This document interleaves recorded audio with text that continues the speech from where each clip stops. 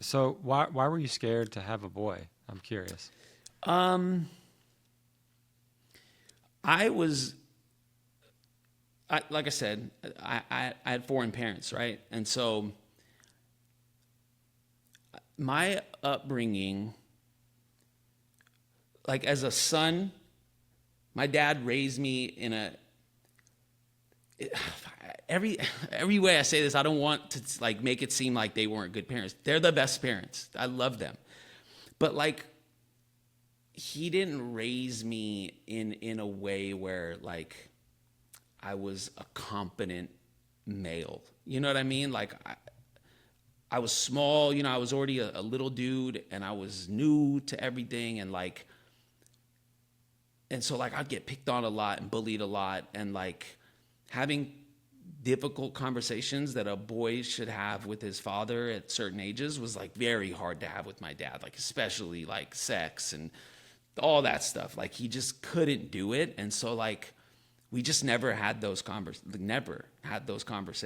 I remember the one time we tried and it was just like terrible. So like I didn't know what a period was. I didn't know anything about sex. Like I learned that stuff from places that I Yeah. probably shouldn't have learned it from. You But know what I mean?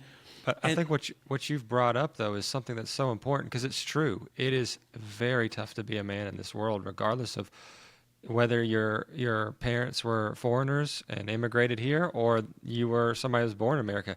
Being a man is lonely and it's tough and it is pretty much the common experience for men. And I've even seen interviews of women who have transitioned to males, and they said that they understand why men's suicide rates are so high because they're like nobody talked to them, and they were so lonely, and they realized the sheer impact of what being a man is in this world.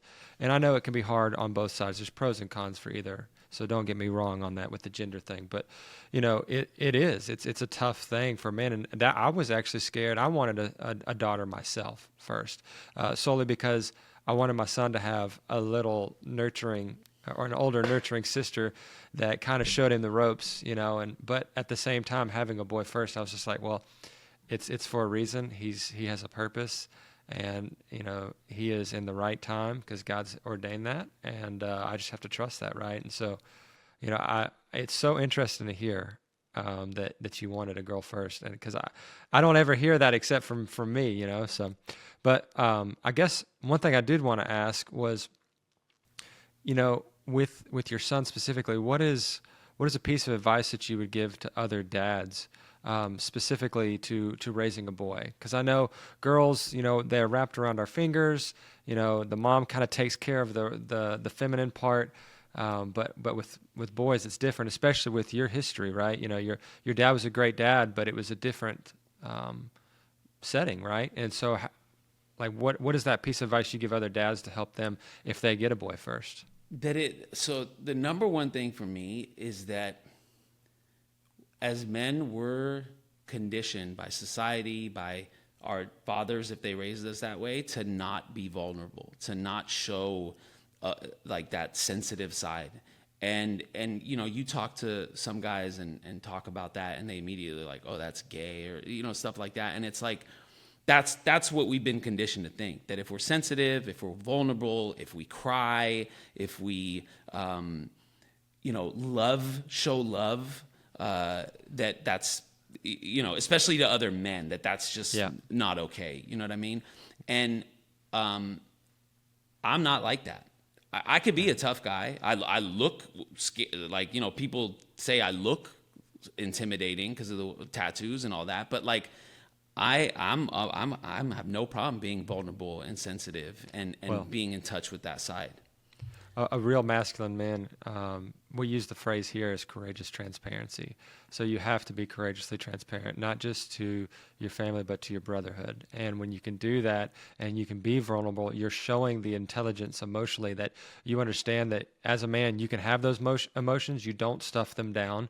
You express them freely, and you understand that, hey, I am feeling this right now, and I need to accept it and walk through it instead of avoid it and shove it down. Because when you do that, the repressed feelings is what really truly eats up a lot of men.